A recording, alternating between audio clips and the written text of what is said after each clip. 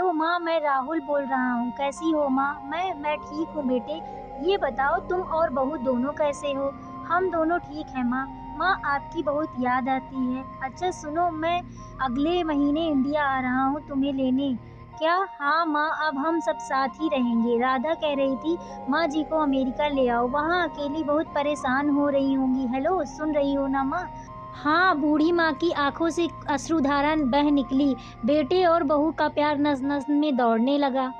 उनके 70 साल गुजार चुकी सविता ने जल्दी से अपने पल्लू से आंसू पोंछे और बेटे से बात करने लगी। पूरे 2 साल बाद बेटा घर आ रहा है। बूढ़ी सविता ने मोहल्ले में दौड़-दौड़ कर यह खबर सबको सुना दी।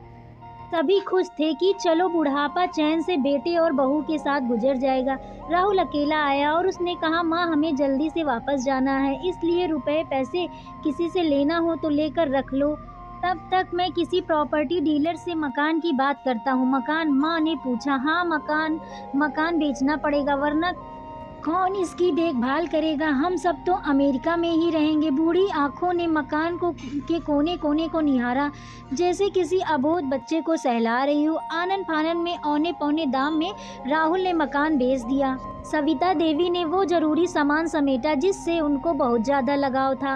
राहुल टैक्सी मंगवा चुका था। एयरपोर्ट पहुंचकर राहुल ने कहा माँ तुम यहाँ बैठो, मैं अंदर जाकर सामान की जांच और बोर्डिंग वीजा का काम निपटा लेता हूँ। ठीक है बेटे। सविता देवी वहीं पास के बेंच पर बैठ गई। काफी समय बीत चुका था। बाहर बैठी सविता देवी बार बार उस दरवाजे की तरफ देख रही थी। इसमें राहुल गया था लेकिन अभी तक बाहर नहीं आया। शायद अंदर बहुत भीड़ होगी, सोचकर बूढ़ी आंखें फिर से टकटकी लगाए देखने लगी। अंधेरा हो चुका था। एयरपोर्ट के बाहर गहमा गहमी कम हो चुकी थी।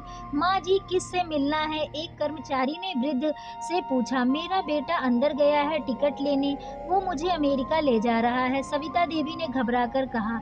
लेकिन अंदर तो कोई पैसेंजर नहीं है। अमेरिका जाने वाली फ्लाइट तो दोपहर में ही चली गई। क्या नाम था आपके बेटे का? कर्मचारी ने सवाल किया।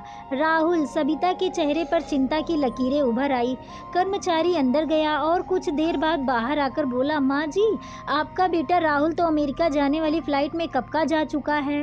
क्या? वृद्ध की आंखों से आंसुओं का सैलाब फूट पड़ा। बूढ़ी माँ का रोम रोम कांप उठा। किसी तरह वापस घर पहुंची तो घर बिक चुका था। रात को घर के बाहर चबूतरे पर ही सो गई। सुबह हुई तो दयालु मकान मालिक ने एक कमरा रहने को दे दिया। पति की पेंशन से घर का किराया और खाने का काम चलने लगा। समय गुजरने लगा। एक दिन मकान मालिक ने वृद्ध से पूछा माँ जी क्यों नहीं आप किसी रिश्तेदार के यहाँ चली जाती? अब आपकी उम्र भी हो गई है, अकेली कब तक रह पाएंगी? हाँ चली तो जाऊं, लेकिन कल को मेरा बेटा आया तो यहाँ फिर कौन उसका ख्याल रखेगा?